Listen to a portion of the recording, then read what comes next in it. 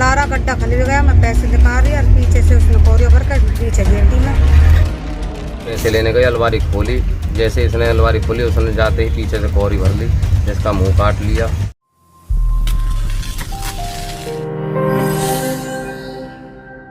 अगर आप महिला हैं और घर पर अकेली हैं और किसी अनजान व्यक्ति से कुछ काम करा रही हैं तो सावधान हो जाइएगा, क्योंकि ऐसा ही एक मामला सोहना सदर थाना पुलिस ने दर्ज किया है, जहां पर सेफ्टी टैंक साफ करने वाले एक युवक ने घर में घुसकर महिला के साथ जबरन दुष्कर्म करने का प्रयास किया। लेकिन आरोपी इतना शातिर था कि महिला द्वारा दर्ज कराए गए मुकदमे में शामिल जांच होने के बाद महिला के पति व करीब अन्य 8-10 लोगों के खिलाफ सेफ्टी टैंक साफ करने वाले ट्रैक्टर को लूट करने की झूठी शिकायत फरीदाबाद जिले की सिकरौना पुलिस चौकी में दे दी, जिस शिकायत पर सिकरौना पुलिस पीड़िता के पति को चौकी में बार बार बुलाकर मुकदमा दर्ज करने के लिए उसके ऊपर फैसले का दबाव बना रही है, जबकि आरोपी का ट्रैक्टर निमोट पुलिस चौकी में खड़ा हुआ था। लारा गड्ढा खल गया, मैं पैसे निकाल रही और पीछे से उसने कोरिया भर कर पीछे गेटी में सिर में लग गई मेरे। मैं दौड़ाने आई छत पे, उसने बोल मारा, नारा खोल लिया, जबरदस्ती उसने पता करने की कोशिश करी। हमें दौड़ाने आई छत पे से, उसने रोड मचाई, जब भागे हुए। हमारी कहाँ कार्रवाई हुई है, कुछ भी ना हुई जी। हम यहाँ थे, वहाँ कहाँ नाम है, वहाँ आए चौकी में नीगोट थे, सोने में भेज दिए जी। अब 3 तारीख को केस हुई, 10 दिन में जब 10 दिन लगा दिए पूरे। बताओ, अच्छा गरीब आदमी बताओ क्या करेगा, गरीब आदमी कोई मदद ही ना करेंगे, बताओ। तो आज किस लिए आए हो एसीपी ऑफिस? इसलिए आए जी, हमारी उन्होंने दरखास्त लिख दी कि हमारा आदमी ने ट्रैक्टर छीन लिया जी। बता दें कि 3 जुलाई को निमोट पुलिस चौकी के अंतर्गत आने वाले एक गांव में महिला ने टॉयलेट के गड्ढे को साफ कराने के लिए ट्रैक्टर चालक को बुला लिया, जिसने घर के अंदर घुसकर महिला के साथ छेड़छाड़ ही नहीं की बल्कि जबरन उसके साथ दुष्कर्म करने की कोशिश की। महिला द्वारा शोर मचाने पर आरोपी ट्रैक्टर चालक ट्रैक्टर को लेकर मौके से फरार हो गया, जिसकी शिकायत पीड़िता द्वारा निमोट पुलिस चौकी को दे दी गई। लेकिन वहां पर पीड़िता को महिला अपराध होने का हवाला देते हुए सोहना सदर पुलिस थाना भेज दिया गया। सोहना सदर पुलिस थाने में भी कंप्यूटर नहीं चलने का हवाला देकर वहां से टरका दिया गया। लेकिन जब एसीपी ऑफिस के पास से गुजर रही थी तो एसीपी कार्यालय में कार्यकर्ता किसी कर्मचारी ने उनसे रात में आने का कारण पूछा, तो उन्होंने निमोट पुलिस चौकी में फोन किया और उनको वहां पर भेज दिया, जिन्होंने अपनी शिकायत चौकी के मुंशी को दे दी और वहां से चले गए। लेकिन जब 8 जुलाई तक पीड़िता की शिकायत पर कार्रवाई नहीं हुई तो पीड़िता अपने पति के साथ दोबारा से एसीपी कार्यालय पहुंची, जिसके बाद मुकदमा दर्ज किया गया और कार्रवाई अमल में लाई गई। घर से अपनी घरवाली को साथ में लेके नीवोट चौकी आया था।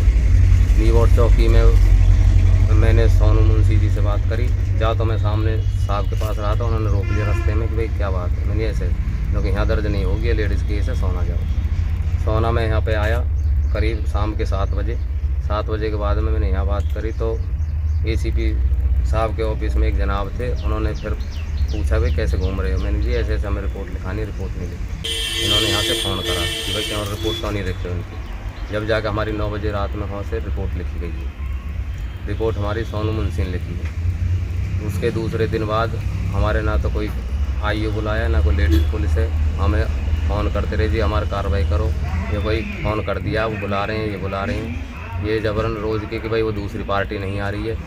उस चक्कर में 2 दिन हमें हो गई।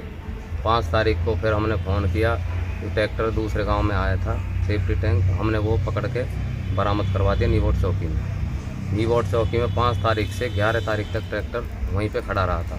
हमने चाबी लेके सोनू जी को दे दी जी। 3 तारीख को मैं तो अपने गोदाम पे बल्लभगढ़ था जी।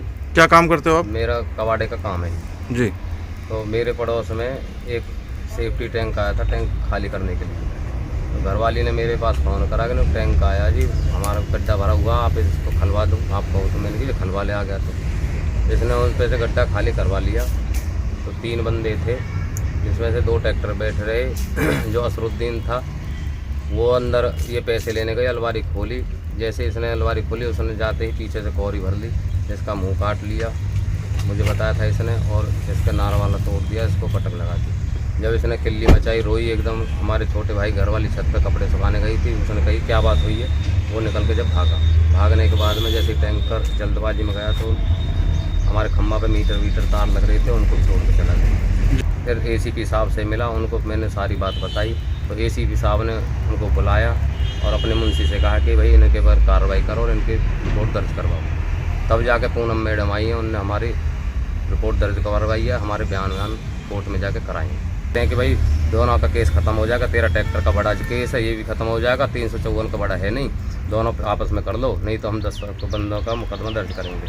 जनाब अब मैं कहाँ से 10 बंदे लाऊं, क्या करूं? मेरे कहली तो बाहर गांव के बंदे ने गलत कर दिया घरवाले के साथ में, और हमारा ही परिवार को जेल में पहुंचाने की कोशिश की जा रही है। फिलहाल इस मामले में एसीपी साहब के आदेश के बाद, मुकदमा दर्ज करने के बाद, पीड़िता का मेडिकल परीक्षण कराने के बाद अदालत में बयान दर्ज करा दिए गए हैं और मामले में आगामी कार्यवाही अमल में लाई जा रही है। लेकिन देखने वाली बात यह होगी कि आरोपी द्वारा फरीदाबाद की सिकरौना पुलिस चौकी में दी गई लूट की झूठी शिकायत पर पुलिस द्वारा किस तरह की कार्रवाई की जाती है। हरियाणा वरदान के लिए सोहना से संवाददाता विशाल राघव की रिपोर्ट। देश व प्रदेश की खबरों को सबसे पहले देखने के लिए हरियाणा वरदान चैनल को सब्सक्राइब करें, लाइक करें व शेयर करें।